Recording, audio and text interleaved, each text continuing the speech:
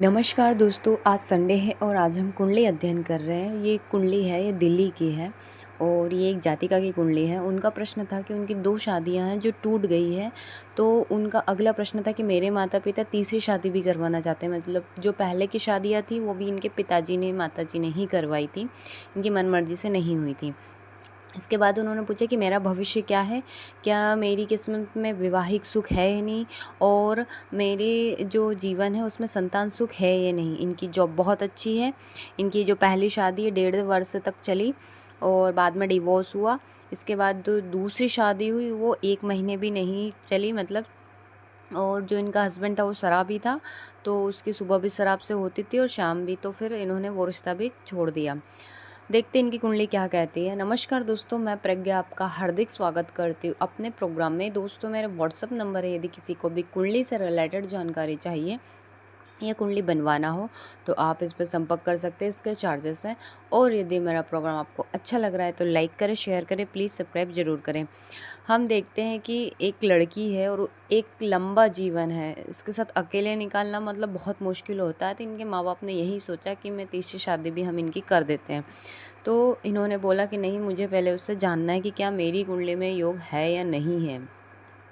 तो इनकी जो कुंडली बनती है वो मिथुन लग्न की बनती है और लग्न में ही बुध बैठे हैं, जो कि बहुत श्रेष्ठ है। और इसके साथ ही इनकी जो राशि है वो धनु है। लग्न में ही बुध सूर्य बुधादित्य योग, साथ ही पंच महापुरुषों में बुध से बनने वाला भद्र योग, स्वराशि के बुध हैं तो बहुत श्रेष्ठ हैं। हमें देखना है कि सप्तम भाव यानी विवाह को देखना है, क्योंकि प्रश्न शादी का है, 2-2 विवाह कैसे टूटे। तो जहाँ पति का घर है वहाँ सप्तम भाव 9 नंबर लिखा है, यानी धनु राशि। वो धनु राशि के स्वामी कहाँ बैठे हैं? तो वो 2 नंबर वृषभ राशि में 12th भाव में वह भाव में जाके बैठे हैं। तो वह भाव में जाना सप्तम पति का अच्छा नहीं माना जाता है, क्योंकि ये विवाह के लिए अच्छा नहीं होता है। देवगुरु और शुक्राचार्य वैसे दोनों में पड़ती नहीं है। यह गुरु कंफर्ट जोन में नहीं है। शुक्र जहाँ गुरु के घर में उच्च होते हैं, वहीं गुरु शुक्र के घर में जाकर अनकंफर्टेबल हो जाते हैं। सप्तम भाव में चंद्रमा का बैठना, साथ में दोनों तरफ कोई ग्रह नहीं है, तो कैमद्रुम दुर्योग लगा है। और साथ ही इनको राहु की महादशा चल रही है, अभी स्टार्ट ही हुई है। तो यदि आगे विवाह भी करता है तो कोई गारंटी नहीं चले, वो अमूमन टूट ही जाता है। जब भी राहु या शनि की महादशा में शादियाँ होती है तो टूट जाती है, और इनको तो अभी शुरू ही हुई है। इसके साथ ही कुटुंब परिवार की बात करें तो शनि और शुक्र बैठे हैं, जहाँ शनि बैठते हैं उस स्थान की वृद्धि करते हैं। पर ऐसा क्यों नहीं हुआ? क्योंकि विवाह ऐसा कि क्रमद्रुम योग क्या करता है, जो पाके खो देता है सब, और ये विवाह वाले भाव में बन रहा है। तो पहला जो रिश्ता हुआ वो भी अपनी मर्ज़ी से नहीं हुआ, माँ बाप की मर्ज़ी से ही हुआ है। और जब इनका रिश्ता टूटा, जब साढ़े साती भी चल रही थी, और साढ़े साती जो किसकी लगती है? चंद्रमा को लगती है। इसके साथ ही जो सप्तम में बैठे हैं, जो पति का घर में है, वो पुनः विवाह तोड़ देंगे। देखा जाए सूर्य की 7वीं दृष्टि भी पड़ रही है तो सूर्य भी विच्छेद करते हैं। केतु की 9वीं दृष्टि सप्तम पर पड़ रही है तो वो भी विच्छेद ही देते हैं।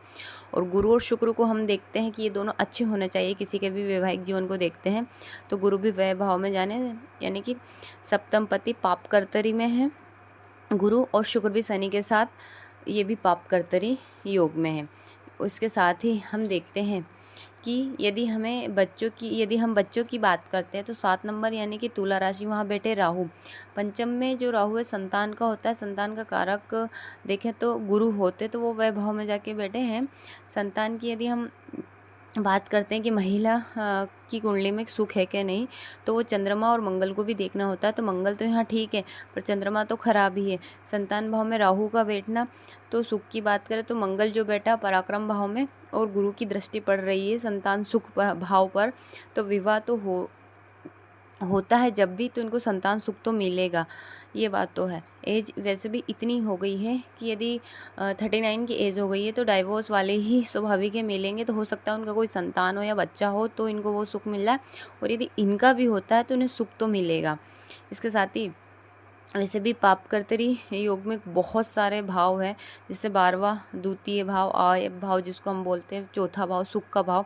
तो इस कुंडली में समस्या तो कई है, बहुत सारी है। तो जब भी आप डिसीजन लें, क्योंकि चंद्रमा यहाँ पीड़ित है सबसे ज़्यादा, तो बहुत सोच समझ कर अगला कदम उठाएं, क्योंकि समस्याएं काफ़ी सारी है इस कुंडली में। हो सके तो सबसे बेस्ट है शिव की आराधना तो आपको करना ही है, मतलब दूध से अभिषेक करना है। इसके साथ ही चंद्रमा को अर्घ देना है पूर्णिमा के दिन, प्रतिदिन सूर्य साधना करना ही है। हो सके तो लाजवत पहन ले, राहु पंचम में है तो, क्योंकि उनने संतान सुख की बात करी है। धन्यवाद दोस्तों।